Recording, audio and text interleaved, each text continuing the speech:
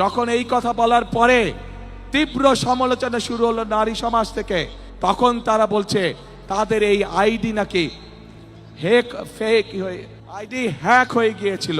আসন্ন জাতীয় নির্বাচনকে সামনে রেখে দেশ জুড়ে বইছে প্রচারণার হাওয়া। এরই ধারাবাহিকতায় দক্ষিণ পশ্চিমাঞ্চল সফরে যশোর মাতিয়ে তুলেছেন বিএনপি চেয়ারম্যান তারেক রহমান। আর সেখানে জনগণপূর্ণ এক জনসভায় তিনি প্রতিপক্ষ রাজনৈতিক দলের কঠোর সমালোচনা করে বলেছেন, নারীদের অবমাননা, ভোট কারচুপি আর মিথ্যার উপর ভিত্তি করে কোনোদিন সৎ শাসন প্রতিষ্ঠা করা সম্ভব নয়। সোমবার দুপুরে যশোরে অনুষ্ঠিত বিএনপির নির্বাচনী জনসভায় প্রধান অতিথির বক্তব্যে তারেক রহমান বলেছেন, ৫ আগস্টের পর একটি দল পরিকল্পিতভাবে মা বোনদের তুচ্ছ তাচ্ছিল্য করেছে এবং তাদের ঘরে বন্দী করে রাখতে চাইছে। তিনি অভিযোগ করেছেন, ওই দল নারীদের এনআইডি ও বিকাশ নম্বর সংগ্রহ করে অসৎ উদ্দেশ্যে ব্যবহার করছে। এ বিষয়ে তিনি প্রশ্ন করেছেন, এভাবে কি সৎ শাসন প্রতিষ্ঠা সম্ভব? তারেক রহমান আরও বলেছেন, একটি দলের প্রধান বিদেশি গণমাধ্যমে সাক্ষাৎকারে নারীদের নিয়ে ভিন্ন সুরে কথা বললেও তার আগের দিনই কর্মজীবী নারীদের সম্পর্কে আপত্তিকর মন্তব্য করেছেন। বিতর্কের মুখে অ্যাকাউন্ট হ্যাক হওয়ার যে দাবি করা হয়েছে তা সম্পূর্ণ মিথ্যা বলেও মন্তব্য করেছেন তিনি।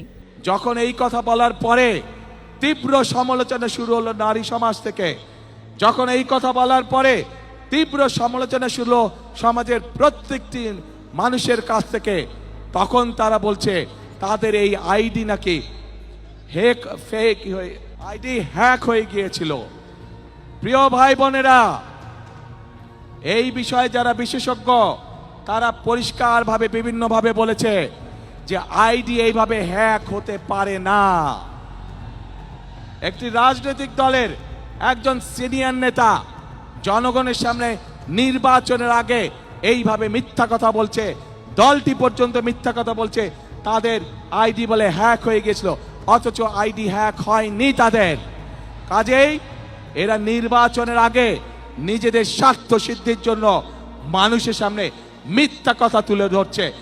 এছাড়াও ভোট গণনার নামে কারচুপির আশঙ্কা তুলে ধরে তারেক রহমান বলেছেন, অতীতে নিশিরাতের ভোটে যেভাবে জনগণের ভোটাধিকার কেড়ে নেওয়া হয়েছিল, এবারও একটি দল একই কৌশলে নির্বাচন বাধাগ্রস্ত করতে চাইছে। এ বিষয়ে সবাইকে সতর্ক থাকার এবং যে কোনো অপচেষ্টা প্রতিহত করার আহ্বান জানিয়েছেন তিনি। নির্বাচনী প্রতিশ্রুতিতে তিনি বলেছেন, যশোরের উলাশী খাল সহ খাল বিল পুনর্খনন ও জলাবদ্ধতা নিরসনে জিকে প্রকল্প পুনরায় চালু করা হবে।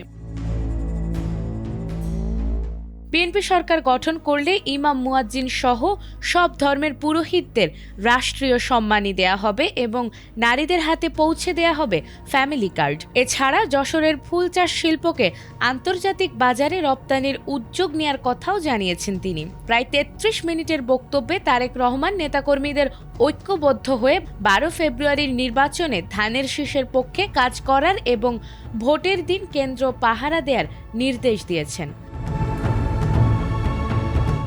নাজমুন নাহার জান্নাত, এটিএন বাংলা।